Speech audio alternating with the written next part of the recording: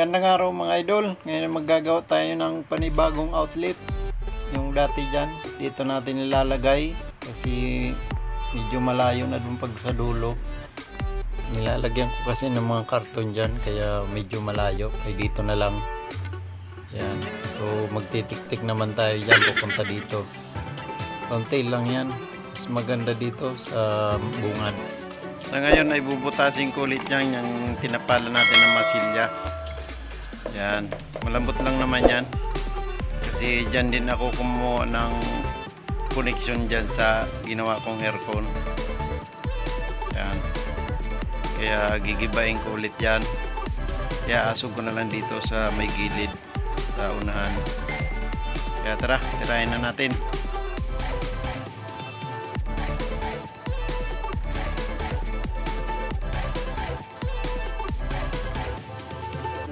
Lambot lang to mga idol. Ikita na yung plastic na nilagay ko. Ayan o. Ayan. Susunutin lang natin ng konti para matanggal yung masilya. Masilya lang nilagay ko dyan.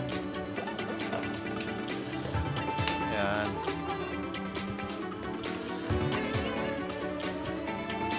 Hanggang sa maubos. O andyan, tutulong din daw siya. Pogi. Pogi ang pangalan niyan mga idol na alaga namin. Mahilig yan siya manghanap ng mga butiki saka gagambang bahay. Yan ang gusto niyang huntingin. Saka ipis. Pinapatay niyan. Ayan. Maakyat pa siya. O ito na mga idol, dito rin ako kukuha ng koneksyon mamaya.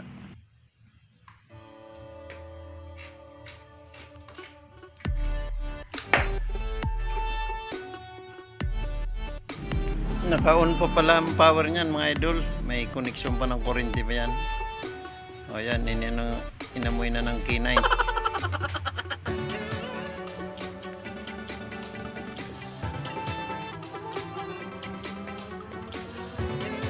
Pasawayan kung saan yung may ginagawa doon din siya. Yan. Ito pala mga idol ang nabili kong box na bago kasi hindi na pwede tanggalin yun. Susukatan na lang natin dito. Medyo unahan siguro kunti. Hindi na pwede tanggalin yan. Ilulusot na lang natin yung ano dyan, yung hose, flexible hose, yung orange. Kaya susukatan na natin.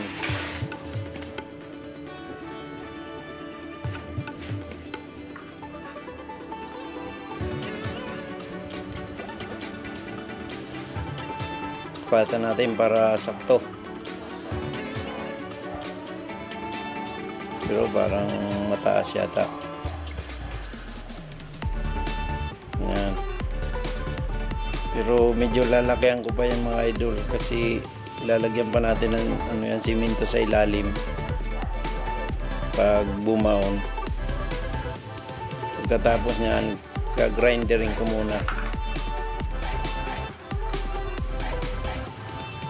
Yan. Medyo pasmado na yung kamay natin mga idol. Yan. Kukuha muna ako ng kahoy para straight ito. Yung guide lang to mga idol na para medyo unat yung ano natin ng grinder. Para sakto yung flexible hose. Ako mukhang hindi bantay ah.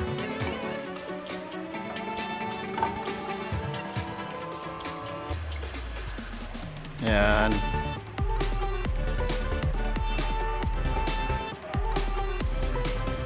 Okay lang yan. Mamaya na mapapanday ang bag dinaanan ng grinder. Ito pala mga idol yung orange hose. Lalagay natin. 2 metro lang naman to na Isang metro lang naman to yung lalagyan natin. Sobra konti. Yan.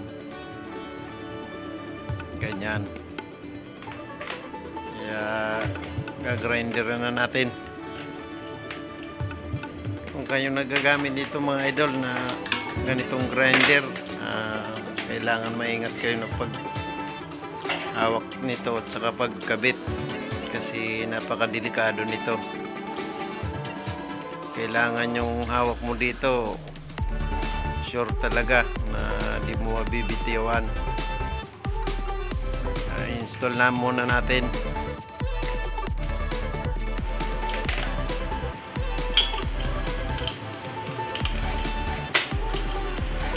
Yan.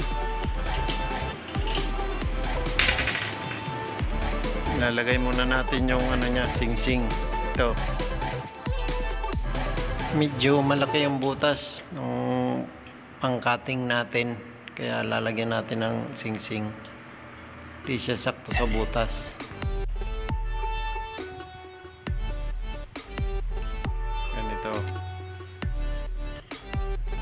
Ang simento talaga to mga idol.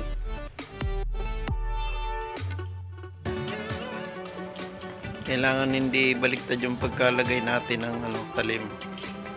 Kasi baka mamaya baliktad. Siguraduhin natin na hindi maluwag yung talim. Kasi kung maluwag, tatalsik yan eh. Kaya medyo higpit.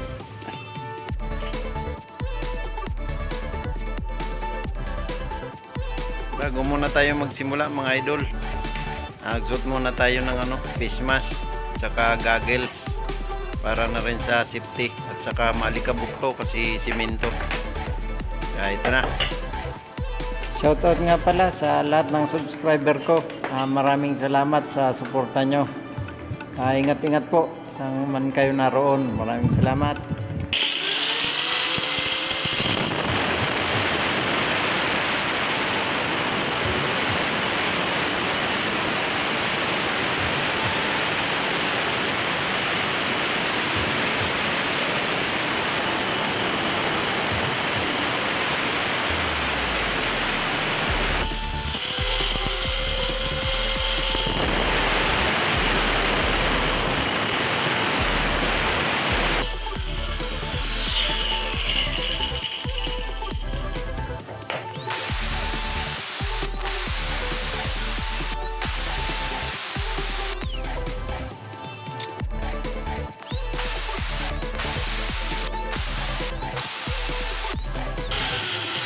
Malikabok pala mga idol. Ito tapos na.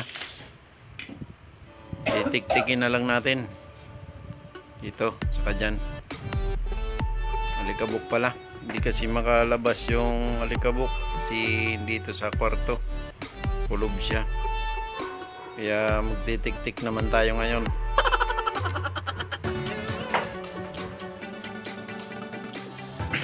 Gagamit pala tayo idol ng concrete nail na nakapako sa hose na matigas. Huwag niyong kakamayin kasi masakit sa kamay. Kailangan nakapako ganito. Ayan.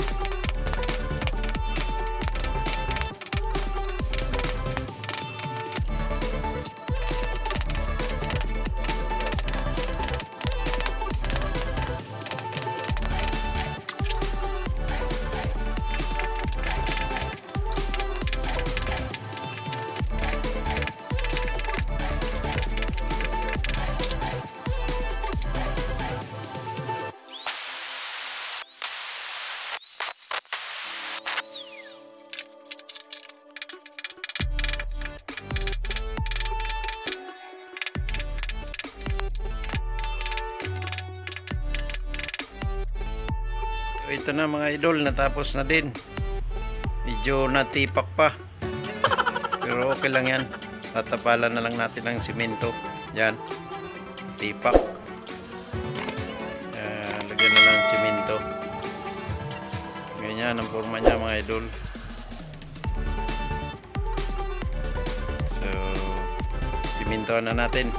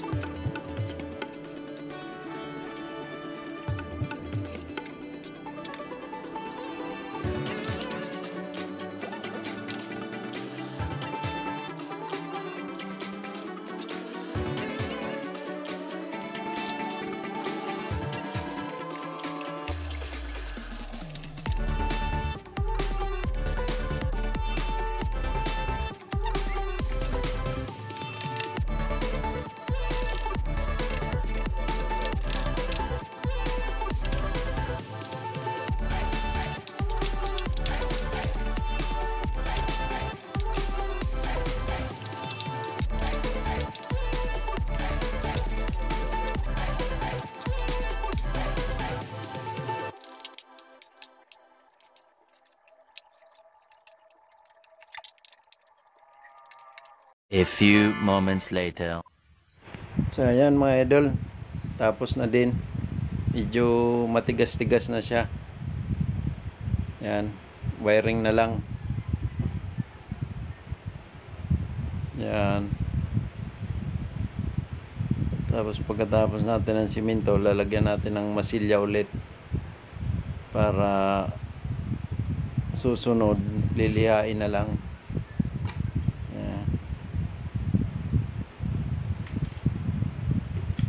Wawiringan na lang natin.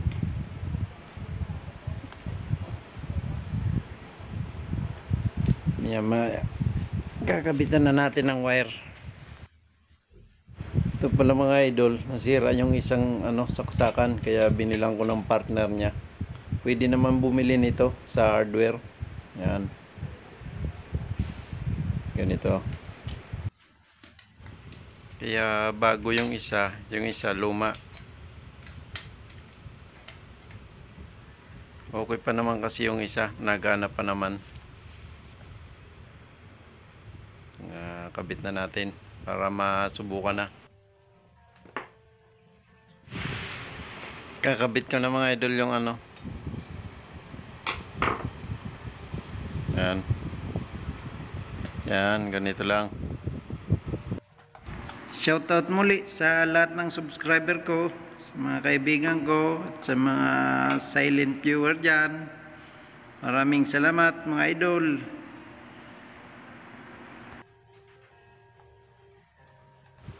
Kailangan mga idol, pag naglagay kayo, pantay yung box sa sa simento. Hindi nakaangat, hindi rin nakalubog. Para lapat yung takip niya sa simento.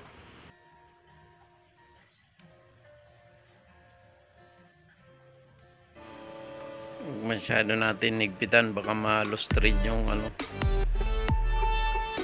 groove niya. Madali lang kasi ma-lustrid yan. So, yan na, okay na mga idol. Kakabit na lang natin to dito. Yan, connection. Samantala muna natin i-off yung main breaker para ikabit natin yung wire para na din sa safety natin. So ayan, nakapatay na yung main breaker natin mga idol. Tatanggalin ko muna yung naka-tip dito para may kabit natin. Kaya medyo madilim hanggang ilaw.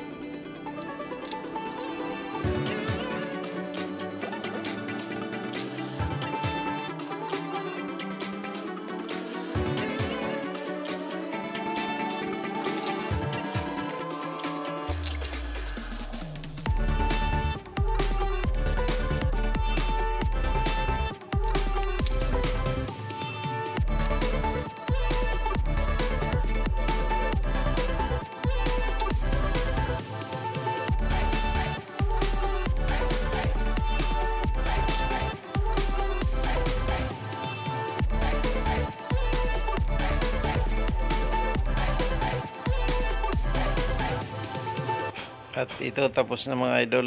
Naidugtong na natin. Okay na. Yan. Pwede natin hawak-hawakan kasi wala pang kuryente. So, pag may kuryente na hindi na. Kaya iuna natin yung breaker.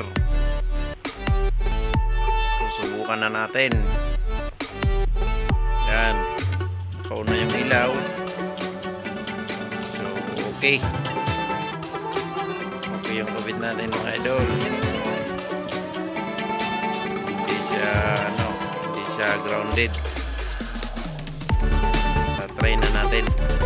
Susundutin muna natin ang tester para sigurado. Ito mga idol, tingnan nyo. Pag umilaw yan, ayan, umilaw siya. Ayan. Okay. Dito sa kabila, medyo matigas. Pero okay yan. Kasi meron dito sa dulo. Ayan mga idol. Okay na. Gagawin naman natin ngayon, mamasilya natin ng konti. Yan, para hindi pa makapaniwala. Pwede na mag-charge. Mga nagustuhan ng video na to mga idol, huwag kalimutan mag-like, share at subscribe na rin po. Ito, subukan natin ito. Yung ilaw. Yan. Yan. Maraming salamat mga idol sa panonood. At pasuporta na din po ng ating channel. Maraming salamat.